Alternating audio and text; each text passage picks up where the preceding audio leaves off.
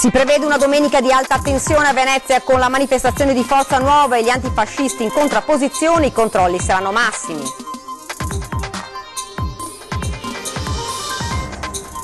È ripresa positivamente la trattativa tra comune e sindacati per discutere il contratto dei dipendenti comunali. La CGIL, evidentemente il sindaco Brugnaro, ha capito. Uccisa con 5 coltellate l'esito dell'autopsia sul corpo di Mariarca Mennella, la 38enne colpita dall'ex marito Antonio Ascione lo scorso luglio. Sono esasperati i residenti della Cipressina per il degrado nel quartiere. Alla prossima assemblea pubblica sono stati invitati, oltre alle forze dell'ordine, i candidati alle elezioni del 4 marzo. In Veneto ci sono 11.000 capannoni dismessi che, riutilizzati, potrebbe essere una grande risorsa per il territorio e per creare nuovi posti di lavoro. Dopo il successo dell'iniziativa nel parco di Torre Belfredo, i cittadini si sono spostati al Querin. Vogliamo tenere lontani gli spacciatori e riappropriarci dei nostri parchi, dicono. Scatterà il 1 marzo il nuovo collegamento unico e diretto di autobus tra Mestre Centro e Treviso. Il nuovo servizio è possibile grazie ad un accordo tra AVM, ACTV e MOM. Buonasera e ben ritrovati dalla redazione di Venezia. Dunque questi titoli di oggi: preoccupazione in laguna per possibili disordini nella giornata di domani dovuti alla copresenza di un corteo di Forza Nuova e uno di antifascisti. Sentiamo. Vigilia di tensione a Venezia, dove la questura ha autorizzato per le 14 di domenica la manifestazione antifascista di fronte alla stazione ferroviaria. 2 ore dopo, alle 16, sfileranno in campo San Geremia i militanti di Forza Nuova. Un comizio elettorale che per legge non può essere vietato, essendo il movimento di estrema destra in corsa per le elezioni del 4 marzo. Chi oggi crede nella democrazia deve sapere prima di tutto che la democrazia si fonda sul dialogo e nella democrazia le minoranze hanno pari dignità delle maggioranze. L'impegno delle forze dell'ordine è per evitare a tutti i costi l'incontro tra le due manifestazioni e scongiurare situazioni come quelle delle scorse ore a Bologna. Ma non mancano precedenti anche in Laguna. Incidenti si sono verificati in diverse occasioni quando l'estrema destra ha provato a organizzare una manifestazione e i centri sociali hanno annunciato, come in questo caso, la volontà di impedirla.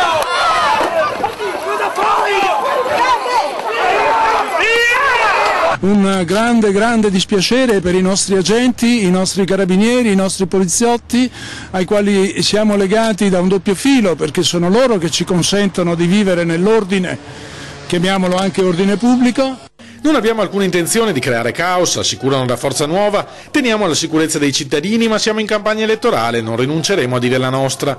Non intendiamo creare problemi, ma se attaccati ci difenderemo. L'epiteto di fascista del ridicolo. Il fascismo non esiste più, non può esserci neanche l'antifascismo. A contrastare la manifestazione di Forza Nuova ci saranno gli esponenti dei centri sociali. Questi rigurgiti xenofobi e razzisti devono stare fuori, dicono, dalla nostra città. Domani a Venezia puntuali i membri di Liberi Uguali e dei centri sociali saranno presenti con un presidio antifascista per ribadire la loro contrarietà alla presenza di Forza Nuova in città. Sono tantissime le realtà, le associazioni, i collettivi che hanno aderito all'appello che nei giorni scorsi abbiamo lanciato e che riempiranno la piazza di domani. Una grande piazza democratica che dia una risposta chiara a chi pensa di usare la nostra città come una vetrina dell'odio e dell'intolleranza. I comizi delle organizzazioni neofasciste e neonaziste che stiamo vedendo in questi giorni e che in tutte le città d'Italia vengono contestate sono di una gravità assoluta e noi non vogliamo permettere che Venezia venga utilizzata per una propaganda dell'odio e del razzismo e della xenofobia. Domani Venezia vedrà dunque 2 schieramenti opposti, con il rischio che possa replicarsi quanto accaduto di recente a Piacenza e Bologna. Ma ribadiscono gli antifascisti, queste persone devono stare fuori da qui. Invitiamo tutta la cittadinanza antifascista, antirazzista, democratica di questo territorio a scendere in piazza insieme a noi. Ripeto, sono già tantissime le adesioni cittadine, perché crediamo che domani la piazza del piazzale della stazione Venezia sarà la miglior risposta a questi rigurgiti xenofobi e razzisti. Ed ora si torna a parlare del contratto dei dipendenti comunali. La trattativa è ripresa positivamente, fondamentale l'incontro del 20 febbraio. Contratto decentrato. Si è tornati a discutere con una lunga trattativa tra sindacati e comune nella sede della Carbonifera a Mestre, conclusasi con un notevole passo in avanti. Evidentemente dopo 2 anni di conflitti, di scontri, il sindaco ha capito che tutti i lavoratori contribuiscono al funzionamento della macchina amministrativa e quindi serve un contratto decentrato che distribuisca risorse in modo equo, valorizzando tutti e provando a costruire servizi migliori per i cittadini. Le trattative riguardano un aumento della produttività del 40% rispetto al 2017, con una previsione per il 2018 di 1.050 euro rispetto ai 745 di 12 mesi prima.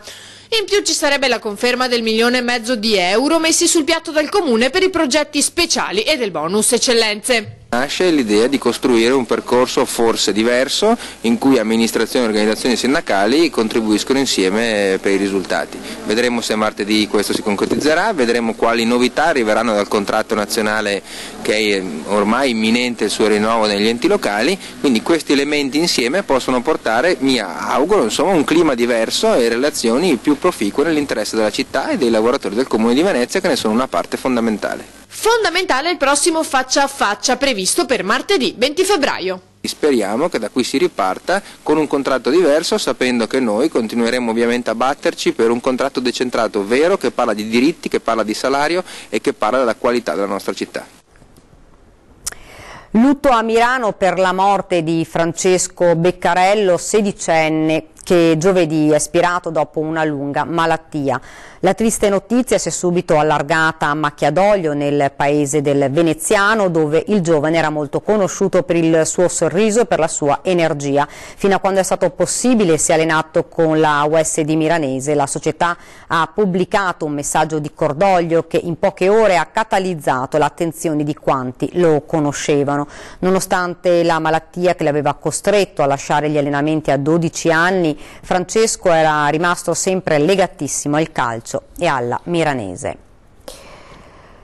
Il rapporto consegnato alla Procura dei Medici Legali ha stabilito l'esatta dinamica della morte di Mariarca Mennella. Il processo per omicidio nei confronti dell'ex marito si svolgerà con rito abbreviato. Colpita 5 volte al petto dalla lama di un coltello lungo circa 10 centimetri. È morta così Mariarca Mennella, la mamma di 38 anni, uccisa dall'ex marito Antonio Ascione il 23 luglio scorso a Musile di Piave. La verità sugli ultimi istanti della sua vita è nel rapporto depositato nelle scorse ore alla Procura di Venezia dai medici legali incaricati dell'autopsia. La causa della morte è stata la perdita di sangue dovuta alla sezione del polmone sinistro, del pericardio e dell'aorta. Gli esami sono compatibili con la supposta arma del delitto sequestrata dai carabinieri nell'appartamento e hanno accertato che l'omicidio è stato compiuto da una sola persona. I fatti combaciano con la confessione dell'uomo che, dopo aver colpito l'ex moglie, ha chiamato le forze dell'ordine per chiedere di soccorrerla. Ascione avrebbe commesso il delitto in un impeto di rabbia in seguito alla scoperta di alcuni SMS nel telefono di Mariarca. I suoi legali sono pronti a chiedere il rito abbreviato che garantirebbe all'omicida lo sconto di 1/3 della pena. Sono esasperati i residenti della Cipressina dalla situazione di degrado nel quartiere. Alla prossima assemblea pubblica sono stati invitati, oltre alle forze dell'ordine, i candidati alle elezioni del 4 marzo. Sentiamo. È sempre un continuo degrado. La recente escalation di furti in casa e garage alla Cipressina riaccende i riflettori sui problemi del quartiere, ma solo metaforicamente, perché nell'abbandonata e degradata area ex Telecom le luci sono spente da tempo per la gioia degli sbandati che vi trovano ricovero ignorando i lucchetti sui cancelli. Sono ormai 5 anni che le palazzine e la torre del ponte radio del vecchio servizio telefonico nazionale si sono tramutati in un albergo per personaggi poco raccomandabili e i residenti chiedono interventi immediati. È la polizia che deve intervenire. Nel territorio chi è responsabile della sicurezza del degrado è il questore. La proprietà di quell'area, sostengono dal locale comitato, ha il dovere di intervenire per bonificarla, metterla in sicurezza e renderla inaccessibile agli estranei. oppure che abbattano, che si liberino delle proprietà se non ne hanno l'intenzione di tenerle, con un decoro, con la vicinanza. Io sono obbligato a fare certe azioni nella mia proprietà e anche loro, nel tanto o nel poco, devono farlo. Insomma. La questione sarà al centro giovedì sera di un'assemblea pubblica nella sala parrocchiale di San Lorenzo. Tra i partecipanti il dirigente del commissariato di Mestre Eugenio Vomiero, delegato dal questore, ma anche i candidati al Parlamento di diverse forze politiche hanno confermato la loro presenza. Rispettando le regole che purtroppo ci sono e non ci sono in Italia, vogliamo avere delle proposte concrete e soprattutto realizzare, non più parole ma fatti. Dopo il successo di via Torre Belfredo, i cittadini si sono messi nuovamente all'opera per pulire un altro parco mestrino, riqualificandolo. Muniti di rastrelli, sacchi neri e attrezzature di vario genere, dei volenterosi cittadini si sono messi al lavoro per ripulire il parco di Villa Querini a Mestre, nell'ambito delle iniziative per contrastare lo spaccio e il degrado e riappropriarsi del proprio territorio. Abbiamo praticamente raggruppato veramente molte foglie, rami spezzati, siringhe, bottiglie e quant'altro. Ci sono sempre dei personaggi che vi bivaccano dalla mattina alla sera, comunque visto la nostra presenza se ne sono andati, poi sono anche ritornati, però diciamo che se il parco viene frequentato questi personaggi appunto se ne vanno. Un'iniziativa che replica quella del parco di via Torre Belfredo e che prende vita in occasione del mercatino speciale il prossimo 10 marzo. Sarebbe però necessaria più collaborazione. Io credo che perdere un'ora di tempo, 2 ore su una volta ogni mese, penso che non sia una cosa, non sia un impegno così pesante. Ecco, questo io partecipo perché mi sento cittadino mestrino e ho voglia di vedere questa città che cambia, non può essere sempre così la situazione. Noi pensiamo che se ci mettiamo noi in gioco come cittadini, anche l'amministrazione vede, diciamo, il nostro impegno e come sempre c'è stata veramente sempre d'aiuto, sempre al nostro fianco. Di qui un appello rivolto a tutti i cittadini.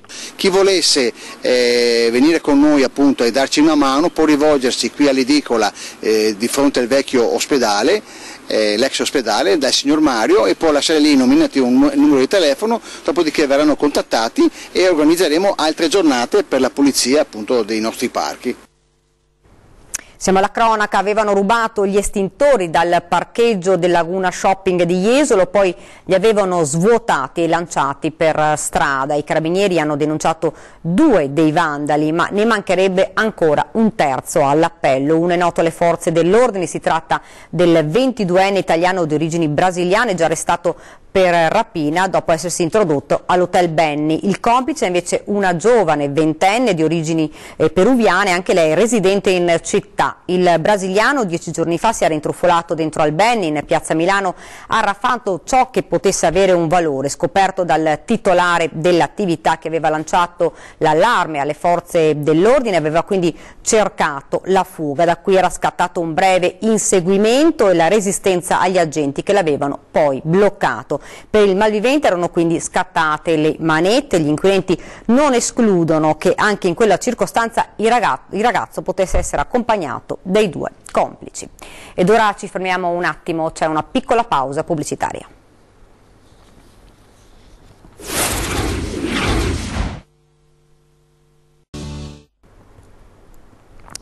Siamo tornati nuovamente in studio con l'edizione veneziana dei nostri notiziari. Siamo ancora alla cronaca, era diventato l'incubo dei vicini di casa, ordinanza di custodia cautelare in carcere nei confronti di un 57enne Chioggiotto che in più occasioni era stato segnalato per i suoi comportamenti violenti fuori dalle righe. Ieri sera è finito in manette ad opera dei carabinieri della compagnia clodiense che nelle scorse settimane hanno inviato un corposo rapporto segnalando la presunta pericolosità del 57enne che vive a Cabianca. L'uomo risulta gravemente indiziato di atti persecutori, dichiara in una nota l'Arma, in relazione ad una serie di comportamenti violenti. Nel mirino del 57enne sarebbero finiti soprattutto 2 nuclei familiari del condominio, scaraventati in uno scenario di prostrazione e di paura che li aveva indotti a cambiare stile di vita. Dopo la notifica dell'ordinanza, il Chioggiotto è stato portato in carcere di Santa Maria Maggiore di Venezia a disposizione dell'autorità giudiziaria.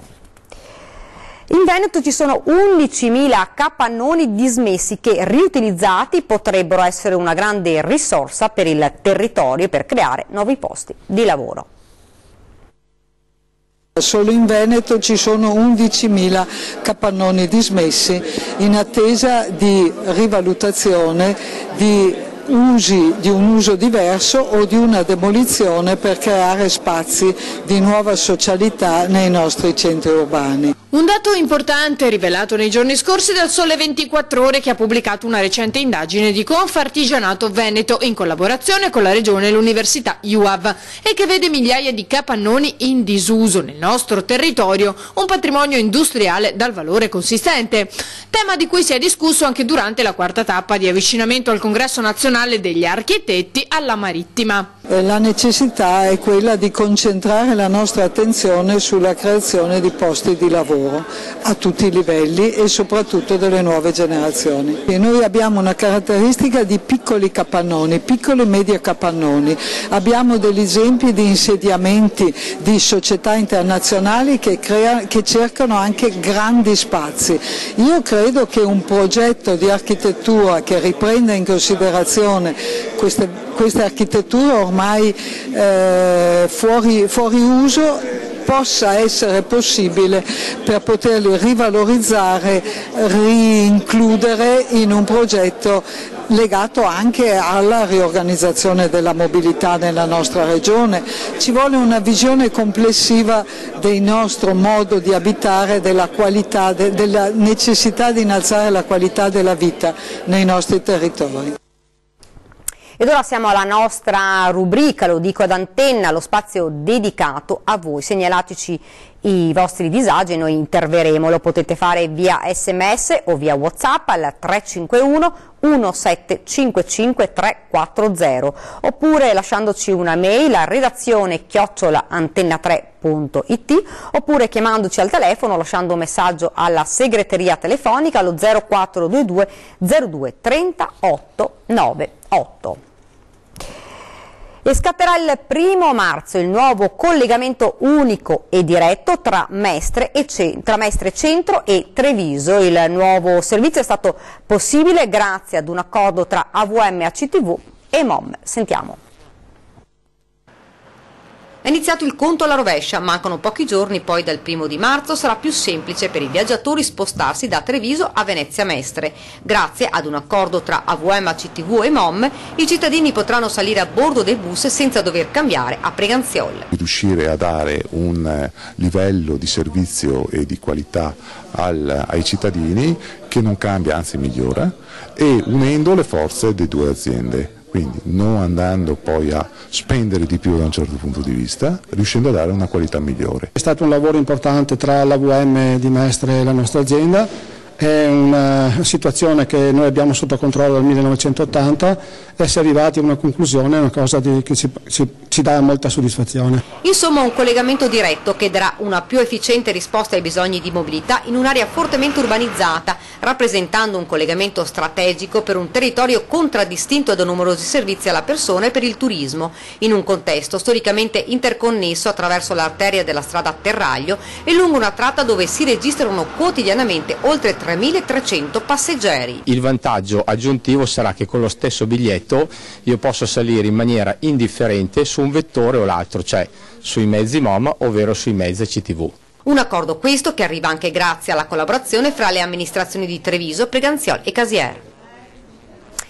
Siamo allo sport calcio, il Venezia accoglie la terza vittoria interna consecutiva piegando meritatamente l'Avellino 3-1 al termine di una gara dominata, anche se la squadra di Inzaghi ha rischiato nell'unica vera azione degli ospiti, in vantaggio dal 34esimo del primo tempo con il gol di testa di Litteri. I lagunari si fanno infatti raggiungere al 28esimo del secondo tempo dalla rapida combinazione d'Angelo Gavazzi Sanzi finalizzata da Asensio. Ancora su corner al 34esimo del secondo tempo, il Venezia torna però avanti grazie alla ribattuta ravvicinata di Domizzi dopo il palo colpito da Andelkovic nell'ultima azione dei 3 minuti di recupero, e poi Zigoni a chiudere sul 3-1 con una girata di destro da centro area.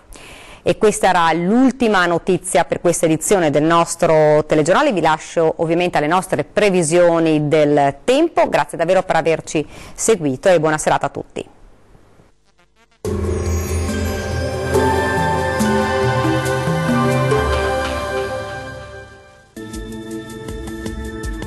Giornata festiva all'insegna del bel tempo sul Triveneto, dove a prevalere sarà il sole. Vediamo insieme il dettaglio di domenica 18 febbraio.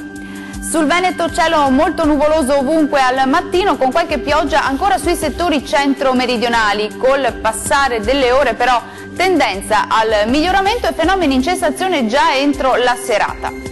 Le temperature massime saranno comprese tra 9 e 10 gradi, valori minimi tra 1 e 5 gradi circa. Spostiamoci ora a vedere che tempo farà sul Friuli Venezia Giulia. Residui deboli piogge al mattino sul triestino, ma migliorerà presto. Ampio soleggiamento sui restanti settori della nostra regione, con cielo poco o parzialmente nuvoloso.